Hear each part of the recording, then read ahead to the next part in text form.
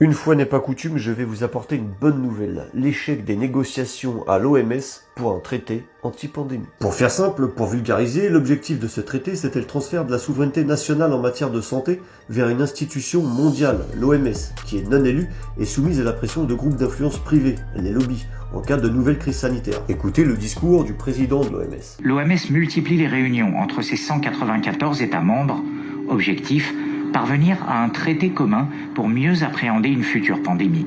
Les négociations touchent à leur fin et le temps ne semble pas jouer en faveur d'un accord. Je presse les États membres à travailler ensemble sur les principes de solidarité et d'équité afin de trouver un compromis et d'aboutir pour tous à un accord pour un monde plus sûr. Pour l'heure, les points d'achoppement sont encore nombreux. Les pays européens veulent mettre l'accent sur la prévention. Les pays africains réclament, eux, un meilleur accès aux tests, aux vaccins, aux traitements. Les Américains, de leur côté, réclament plus de transparence et un partage rapide des données en cas de nouvelles maladies. Après 2 ans de discussion à l'OMS, ce projet de traité anti-pandémie n'a donc pas fait consensus. Et elle doit voter pour le prolongement des discussions. Eh, ça va savoir. Alors, hier, il y a eu la réunion, on va dire, annuelle, l'assemblée annuelle de l'OMS. Et donc, le sujet, c'était la gestion des futures pandémies. Oui, vous savez que beaucoup en ont parlé. Alors moi, j'ai eu beaucoup de retours. Moi, j'ai jamais rien dit là-dessus parce que j'avais écouté au mois de février Tedros lors d'un colloque mondial qui, en fait, se dégageait, ou l'OMS se dégageait de toute responsabilité suite à la gestion du Covid et rejetait la responsabilité à tous les pays, c'est-à-dire qu'il se dégageait de toute responsabilité. Oui, c'était en février. J'ai fait une vidéo là-dessus d'ailleurs et je me suis dit, bon, les gens me disent, ouais, le 24, ils vont se réunir et eux, ils vont avoir la suprématie et vont pouvoir gérer tous les pays pour les futures pandémies. Et moi, j'ai rien dit, j'ai dit, ben non, ça le fera pas.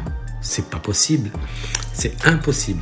Puisque l'OMS se dégage de toute responsabilité, c'est pas pour s'en mettre encore plus. Vous voyez ce que je veux dire?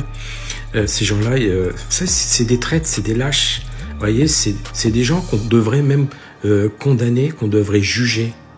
Juger, parce que, si on fait un rapprochement avec le procès de Nuremberg, ben, il y en a qui sont pas loin d'y être, hein. Je pense qu'un Nuremberg numéro 2, ça ferait pas de mal à certains. D'ailleurs, vous avez des nouvelles de Clochefad parce qu'en ce moment, on sait pas où il est, hein. Alors, il y a des rumeurs qui diraient qu'il serait malade, qu'il aurait été hospitalisé. Ben, pour l'instant, on sait qu'il va être remplacé. Alors, par qui? L'avenir nous le dira. Sachez une chose, c'est que ces gens-là sont tous reliés. Voilà, donc que ça soit l'OMS, le Forum économique de Davos, tous ces mondialistes, vous savez, ces gens qui veulent créer un monde unipolaire avec une seule pensée et aller vers le transhumanisme. Ouais. Donc, je pense que là, c'est en train de péricliter, hein, tout leur plan, le plan de l'agenda 2030.